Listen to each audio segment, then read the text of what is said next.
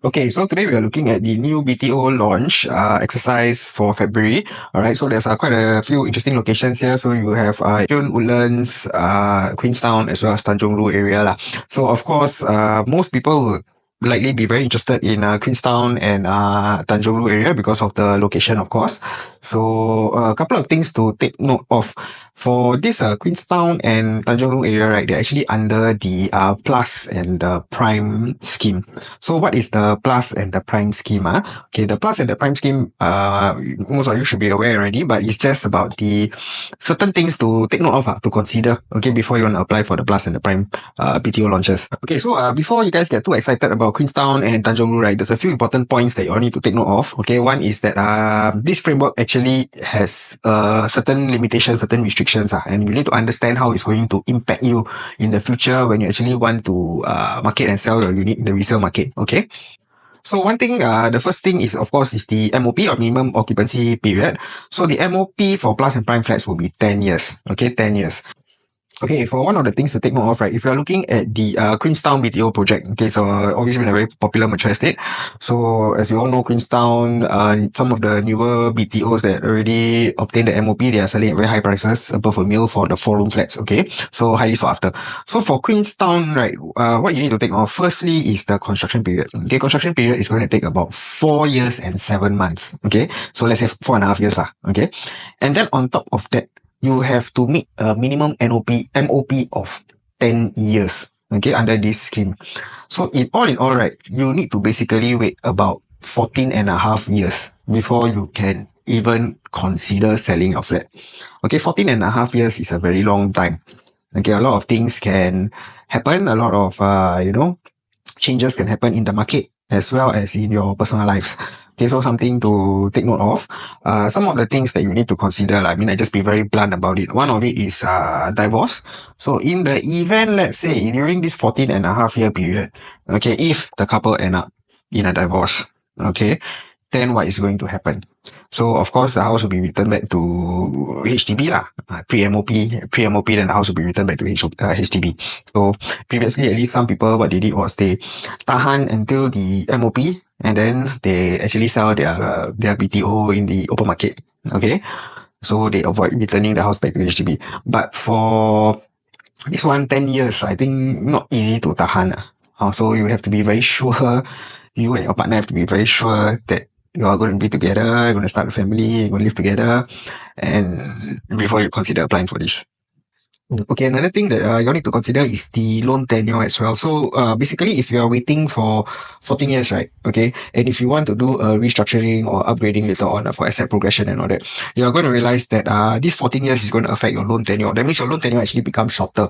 Okay, so what is the implication, or what's the impact of this is that if you want to take up a loan, okay, to buy another property, okay, what's going to happen is that your repayment period, the amount that you can loan gets smaller, okay, and then because your repayment period is shorter, okay, your monthly installment becomes higher. Okay, so even if, let's say, you can still take that particular loan, or you can take your desired loan amount, but the monthly mortgage repayment may end up becoming a bit off-putting lah. It may become too high and it may not be comfortable for your monthly cash flows. Okay, so this is the impact. So that's why waiting too long in one property, this 10-year MOP, personally, I find that it's too long. Yeah, so I wouldn't opt for it. Another thing to consider is the subsidy recovery. So as for the subsidy recovery, right, for these Plus and prime flats, once you sell, there will be a subsidy clawback based on the resale price or the valuation price, whichever is higher. Okay, so for this Queenstown project, right, the current clawback is set at 8%. Okay, 8% of your sale price. So let's say if you intend to sell your flat at 2 million, okay, what this basically means is that 160,000 has to be paid back. Okay, 160,000 from your sales have to be paid back. Okay, so if you ask me, that's definitely going to eat into your profit margin, and then provided if you can even sell at that price lah.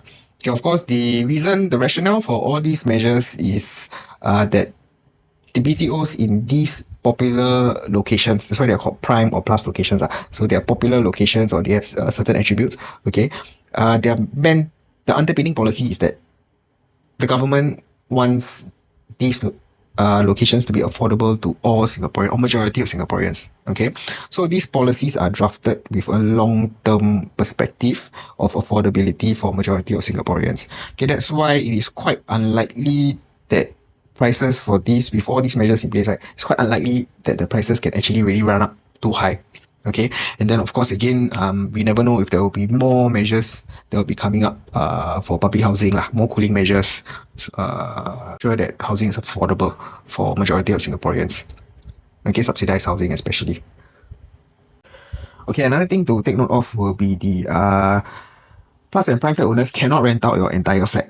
Okay, cannot rent out your entire flat. You can only rent out the rooms. Okay, whereas standard BTO you can rent out after MOP, no problem. Okay, it's getting more common lah. I wouldn't say it's very common, but it's getting a bit more common in the market for couples to actually buy the HDB as a one owner, one occupier. Okay, so what this means is that after 5 years, okay, the occupier can actually remove the name from the HDB and then buy a private property. So this involves some pre-planning lah. Okay, so if you want to do this with the prime location BTO with Queenstown, for example, okay, firstly again you must wait 14 years for MOP. After that, then you still cannot rent out your whole unit. So let's say if you want to get a good rental yield, maybe some cash flow out of your HDB and then stay in the condo, it may not be so practical to do so lah at that point of time. Okay, so end up you buy private, then maybe you still continue staying in your HDB, continue staying in your BTO. Okay, that's one thing. Then of course, if let's say you have an alternative place, you want to move back or you inherit a private, all these things also may not be so practical for you to go and stay there, but it depends on the circumstances. All right. Okay, the next thing you need to take note of, and this is, to me, is one of the most important factors lah. For prime housing, other than the MOP, the 10-year MOP, okay, this is another very crucial factor. Okay, there will be an income cap for resale buyers. Okay, even in the resale market. Okay, there will be a income cap. So buyers who are buying a BTO, okay, currently their income is capped at 14,000. Okay, what does this mean? Okay, in Queenstown, there are many HDBs already cross the 1/million. Okay, especially for the 4 rooms. Okay, currently I show you some transactions. The highest transaction is already 1.38 mil. Okay, 1.38 mil. So if let's say after 14 years, I would not be surprised if the 4 rooms start to transact at 2 mil or more. Okay, 2 mil or more. I think it is inevitable lah, or it's just a matter of time and only. Alright. Furthermore, all these new prime scheme flats, prime and plus scheme flats, will actually cause the prices of those flats in the same location, but not under these schemes, cause their prices will appreciate more because no more supply. Not available anymore. All the newer ones will be under the prime or plus scheme. Okay, so you will eventually see a $2 million for flat in these locations. So what does this mean? At $2 million, right? Okay, the max loan that your buyer can afford for the $14,000 income cap, right, is 795k. Okay, 795k plus or minus lah, here around there. So which means, right, if you want to sell your house at 2 million at the market rate, your buyer needs to top up 1.27 million, inclusive of the stamp duties, 1.27 million, thereabout. Okay, cash plus CPF lah. So you need to ask yourself this question: how many buyers are willing to do that? Okay, is it going to be easy to sell your flat at your desired price? What will the valuations be like? How much COV are they expected to pay out of this 1.27? How much CPF can they use? What will be the COV component? We also don't know. COV is only cash, right? So a lot of uncertainties still. And I feel that it's something that if you are looking at this project right now, you should really consider first. Okay, this exercise or the upcoming exercise. Yeah, you should really consider these points. Okay. Another thing to consider also. Okay, another thing that the final point that you need to consider as well is that currently, okay, there is a 15-month wait out period for private property owners who want to buy into the resale HDB market. Okay, they have to wait for 15 months before they can buy, which means most of them probably have to rent first lah. Okay, but for any buyers interested, okay, who dispose of their private property and they're interested to purchase your PLH BTO, they have to wait for 30 months. Okay, 30 months, which means they have to rent for at least like 3 years. Okay, they have to rent for at least 3 years, okay, before they can even buy. So that will add up to additional costs, of course, for them. So it may actually deter this group of buyers because these are the ones that generally tend to pay COV lah. You know, if they like, they have the cash, they are willing to actually pay a bit more, right? Compared to private, it's much cheaper. So this group of buyers may be deterred, okay, to consider these projects. Okay, that is one thing you need to take note of. Okay, so if you are looking to buy into this, so these are the points that you need to consider. Please think very carefully before you actually apply for these BTOs. Personally, my personal opinion, I would not go for these flats because I feel that it is too the timeline is too long. Okay, the timeline is too long. And if I want to build wealth or accumulate wealth through property or upgrade my lifestyle, I'll be better off going for a standard BTO, right? Or even start off with a resale. A resale because you can get it immediately. So SBF or resale flat. Personally, I will not go for this lah because too uncertain. There are a lot of things can happen in between. You can even consider there may be additional cooling measures. Loan values can be adjusted.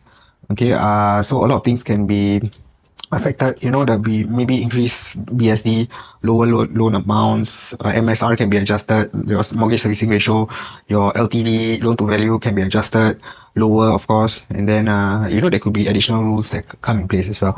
So 14 years is too long. If you ask me, I will not apply for it lah. But what do you all think? Let me know in the comments. Maybe there's a plus side I overlook. So let me know. And, yep, that's all. Thanks.